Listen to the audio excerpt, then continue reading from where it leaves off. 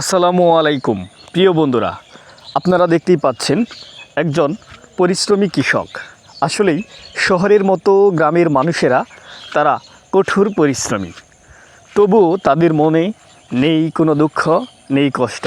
তারা আপন মনে কাজ করে মাঠে ঘাটে এবং তাতেই তারা তাদের জীবনে সুখ খুঁজে পায়।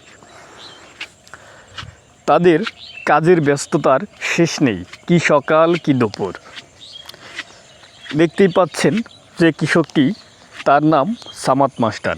তিনি তার সবজি বাগানে কলমি শাক তুলছেন।